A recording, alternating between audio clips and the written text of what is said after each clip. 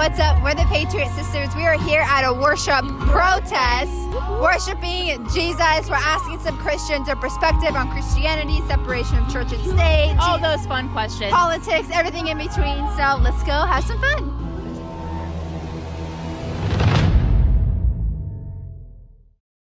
Do you think America is a Christian nation? If so, what makes you think that?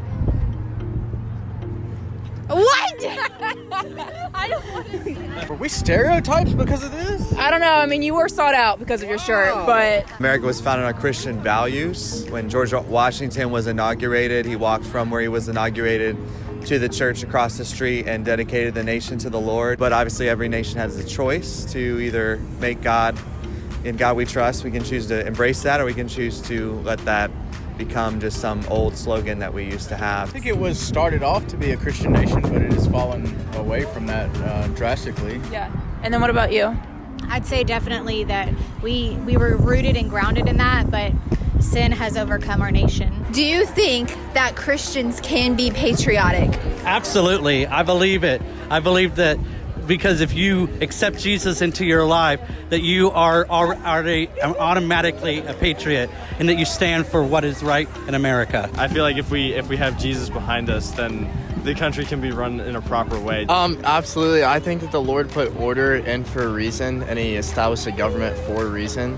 And so to love your country, in other words, is to honor the Lord and to love him. So Can I tweet that? yeah. That's good. That's good. Do you think that most Christians believe that way, or do you feel like the church as a whole in the country is lacking in the patriotic aspect of what that looks like? Absolutely. Because there are a lot of churches in today's world that don't believe in what America stands for. What difference are you doing in your community, in your church, to take that stand against the culture of the Western church?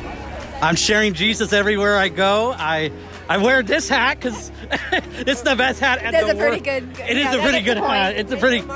And I am. And I mean, here's a prime example. We're literally walking and making history. We're standing to come against Roe versus Wade. We're coming in agreement with heaven, saying that what is happening in our nation needs to come and be broken, and we've got to stop abortion. We've got to stop the homosexuality. We've got to stop any of the evil that's happening in our nation. Do you think Christian principles have been taken out of certain areas of society in America? If so, where do you see that happening? Yeah, so when you think about when God created the Garden of Eden, he gave them a choice. He didn't take away the tree of the knowledge of good and evil. He allowed it to be there, but he set the expectation and had consequences. What I've noticed is that in these past few months, a lot of our choices were taken away from us. Oh my gosh, do you see my age?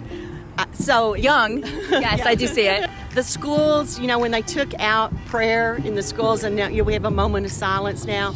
And I'm a teacher, and it's like, I'll ask them sometimes, I said, do you know what the moment of silence is? None of them have a clue. None of them have a clue. And they don't even know because they're not been told in public, because Jesus was kind of shut out of all the public arena. You're right. And here's a little tidbit for you guys, since you brought up the school aspect and the lack of Jesus in this public schools. So back with our founding fathers, one of the founding fathers' name was Benjamin Rush. And Benjamin Rush, when creating the Constitution and, before running that, he said we need to instill biblical principles into our public school education so we can teach our children what it means to rise up as righteous men and women in God. And so one of the things that he instilled into the public school education was 3 principles in order: love and serve God, love and serve your country, and love and serve your family. And so, of course, as we see, that's not happening anymore in the public school education system. But I think in our schools, for one, I think that they've tried to take God out of the picture. And I think it starts with a young generation to mark a generation is to put God first in everything we do. Can you tell me what this sign means?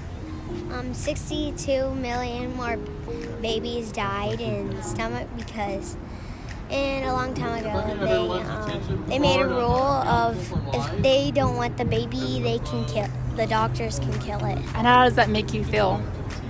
Sad. I am not an American. I am a foreigner. Where are you from? I am from Moldova. It's a small, poor little country in Europe, born and raised there.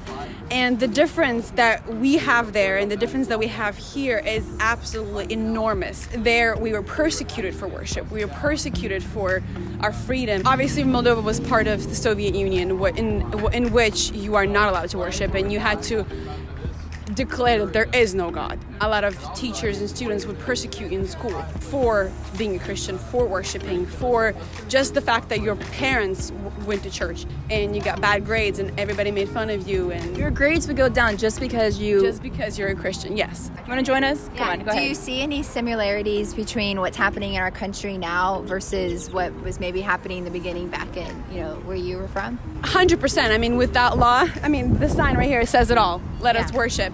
We can't let that happen. Yeah. Imagine a day where we are not allowed. It may not be as extreme as it was in the Soviet Union, but I definitely think that we are heading that way. Gosh, guys, those questions were so inspirational, so motivating. They inspired us. I really hope they did the same for Church, you. keep rising up, standing tall, and Fighting back with truth. We'll see you guys in our next one.